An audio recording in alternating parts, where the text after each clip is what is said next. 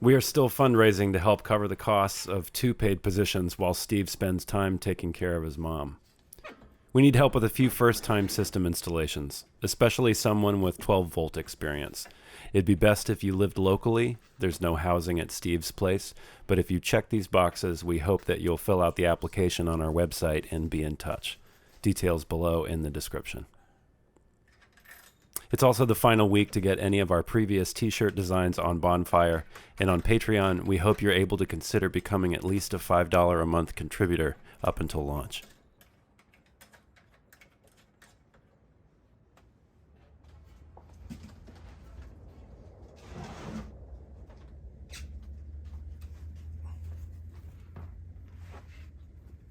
The process of getting the 3 diesel tanks snugged up underneath the cockpit benches began back in mid-October, when Steve and Aaron glued up some cedar to start making the tank chocks that will attach to the beams and the frames.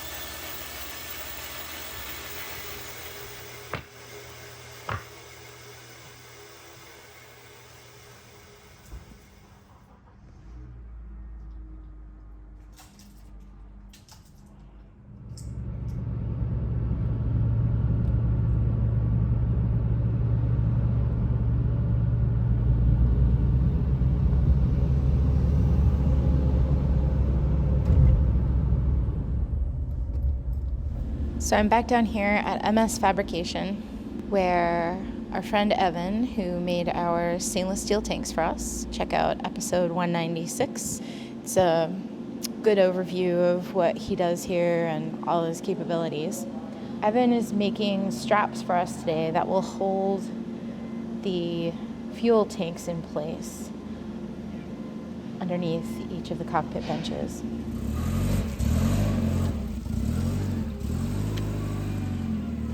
Would you say that of all the tools in here, like the jack cutter is the thing that you use the most? Definitely. I think this is where the majority of my jobs start, is like getting them cut on here or on the CNC punch, and that's how we kind of get like the profiles and all the hole layouts and stuff. So my idea for this is that this is going to get folded over, and that slot will receive the bolt like in there, if that makes any sense. And then I think once it's cut, you'll start to get it.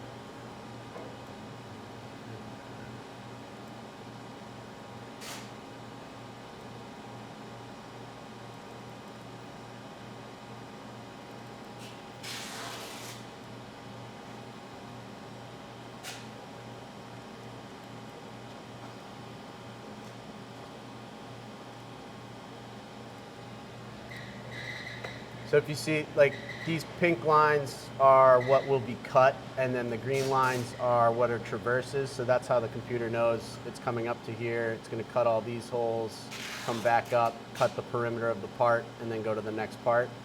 You're basically drawing a program. Yeah. Yeah. And it's all just like visual. It's no G code or anything like machinist style. So we need 3 pieces.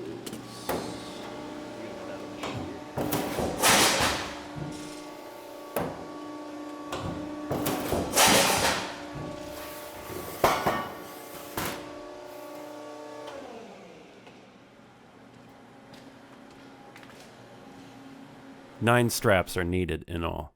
To save time, and since the jet cutter can handle it, Evan can stack 3 layers of steel at a time.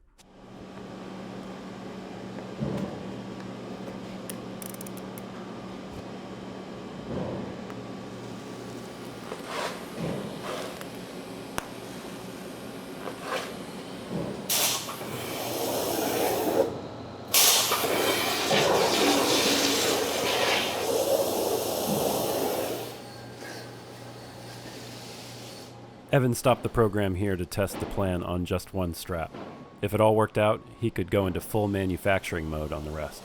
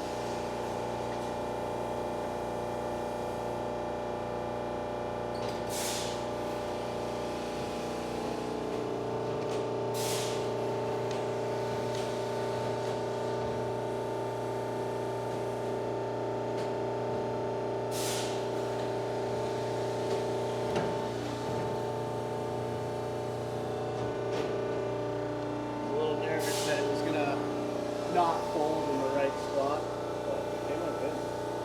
That looks great. Cool.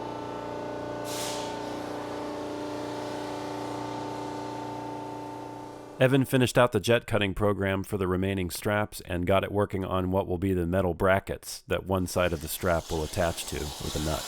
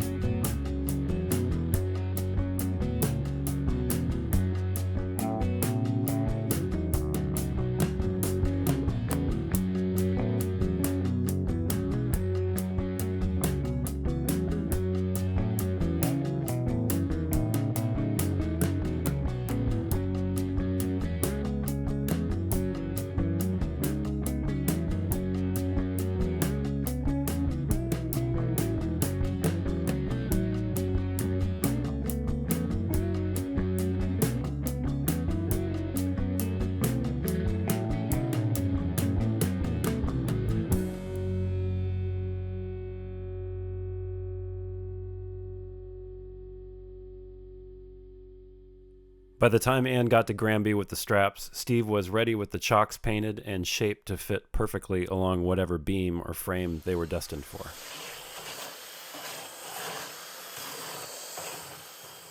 But first, since the weather was nice and he needed to, Steve did a quick task on the rudder.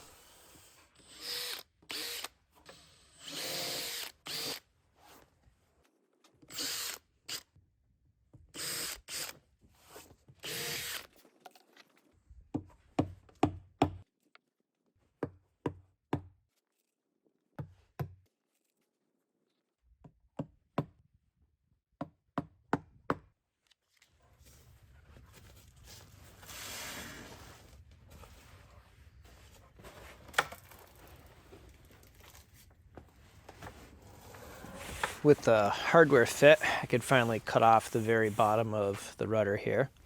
And now I can fasten this. So if you remember, this breadboard piece here, it captures all of the end grain of the boards that make up the rudder. And you can see its outline right here. And right now there's nothing holding this on but friction and paint.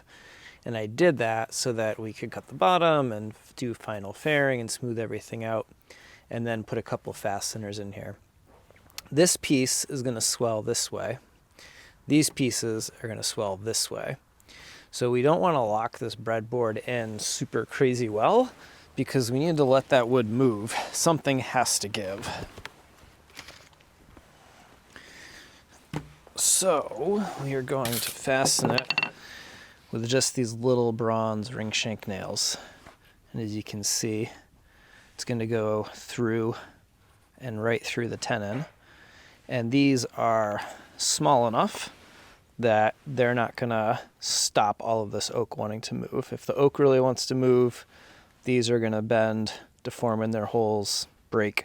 It's not like a couple of these spread through here is going to be enough that it's going to split the timber, which is what we don't want to do.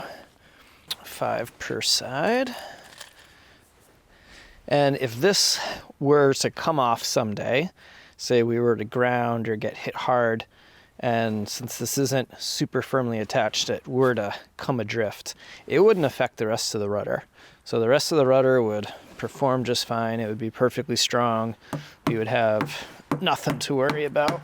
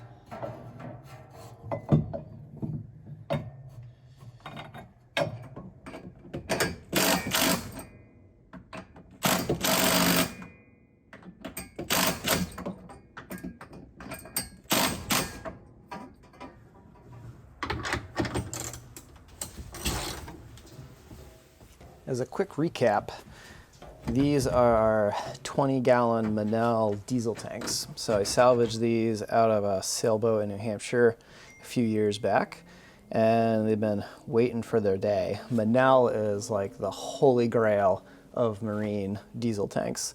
It's tough to get. They don't really do much with it anymore. It's a copper nickel alloy. And it's one of the issues with Monel is that it is so noble, it needs to be isolated from basically everything else, because that whatever it's in contact with will basically become sacrificial to the Monel. It's so noble. So we want to make sure that's part of the reason for the rubber straps with the stainless steel. So these tanks are getting suspended from the deck structure here, and for the balance of the boat, that's not terribly great. Having them lower would be better. But this is where Atkin has them designed. So in terms of the balance and the layout, this is pretty much what he has spec'd. And it makes great use of space. So to put these round tanks somewhere else, they're kind of tough to fit, and they fit really well tucked up under deck here. That also means that they're gravity feed down to the diesel. Now, there is a pump, but priming and all of that is a lot easier when you got gravity on your side. Maybe this one just comes over and floats.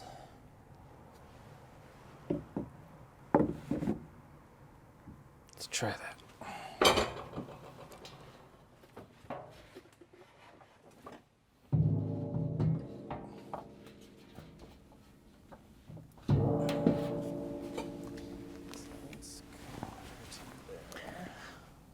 Okay, I think I figured it out. So this has been a little challenging to figure out where these go because KP and David both worked on fitting these. And then we wanted to paint the chocks all the way around, which meant any witness marks of where they belong had to be transferred. So what we did was just wrote, starboard, forward. So we know it's the starboard tank and it's the forward chock. Starboard tank, center chock. And then on the port side, there's two. So it would say aft port 4. And we would know that it's the aft tank on the port side and it's the forward piece of that tank. And then we would just have to know which orientation they went in and exactly where they fit. And since KP fit them, we did not think that was going to be very difficult for KP to know where they went and how they sat. The issue is that KP got sick and hasn't been in, so it'll be 2 weeks the end of this week, basically. They're finally feeling better, and I hope to see them next week. So I am here trying to put these in and figure it out without the experience of having fit them before. So this is kind of the process I went through with the 2 tanks on port, although this one was a little bit trickier to figure out.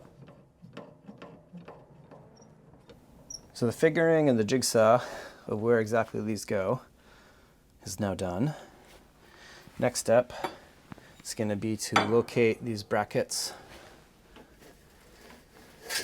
and these straps that Evan made. So the straps, one end is perforated, so we can just cut it off with whatever ones we need.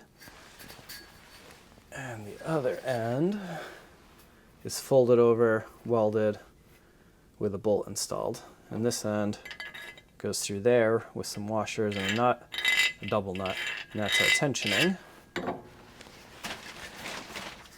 And then this end, as well as through here,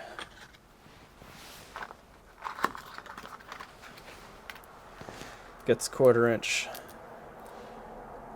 little stainless steel lag bolts. So these brackets get attached to the beams, here to the carlin, to the short beams, and the perforated ends gets attached to either the clamp or the shelf along the outer edge of the boat. Get tight against the tank. I had to cut off almost a full hand.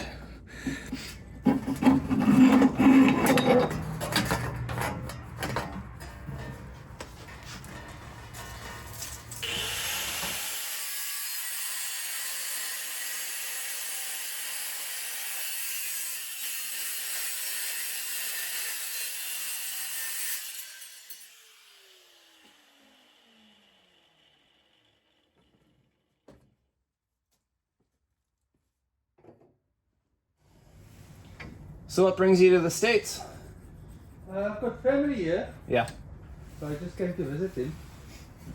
Are you working alone today? Yeah, KP's sort of here. They're in the paint and varnish room doing some touch-ups right now, but they are working on getting over COVID. Oh, really? Yeah, they've been really sick. They haven't been in for like a week and a half. Oh, So the last couple days they've been coming in just a half day as they have the energy. They're still feeling pretty wiped.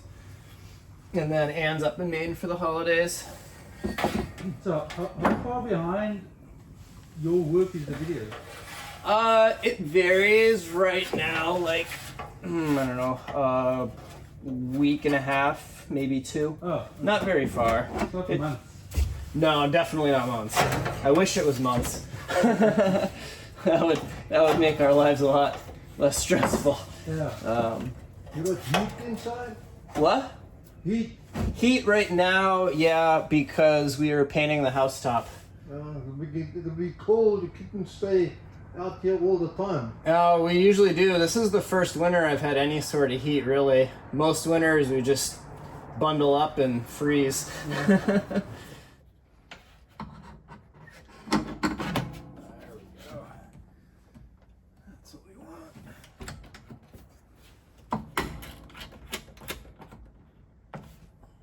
Boy, oh boy, do I love checking things off the to-do list.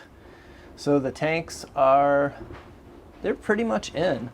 There's a little bit more work that needs to be done. So they all need their fills put in. They all need their vents attached, the returns, the pickup line. All of that needs to be installed and put in.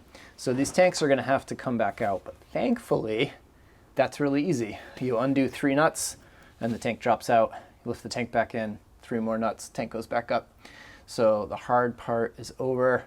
All of this stuff fits, it's safe. We can continue to work around, build around, and not have to worry about these.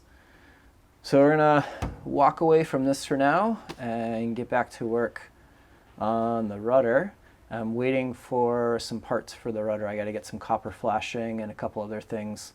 So those are ordered. And we'll keep chugging away on it. We'll get there, slow but sure.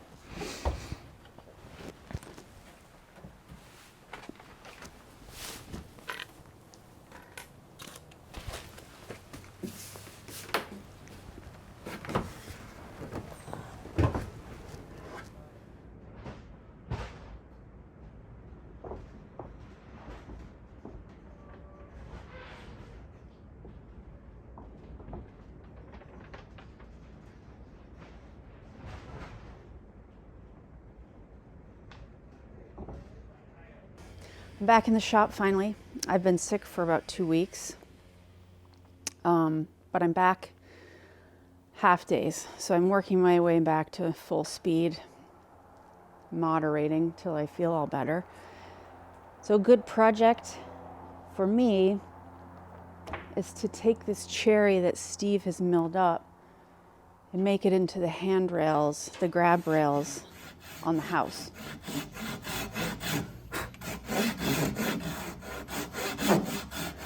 I'm cutting these half laps out to fit together, gluing them up. I'm going to use Tight Bond to glue it because we have 3 fasteners to put through the cherry, and we'll coat it with lots of layers of varnish. So a Tight Bond wood glue will do just fine in this circumstance.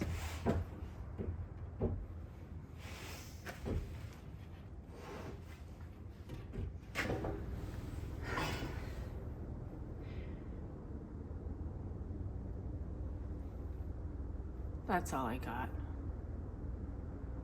The spar's in the way relative to the saw. I can move that saw, but not today. See you tomorrow, Ben.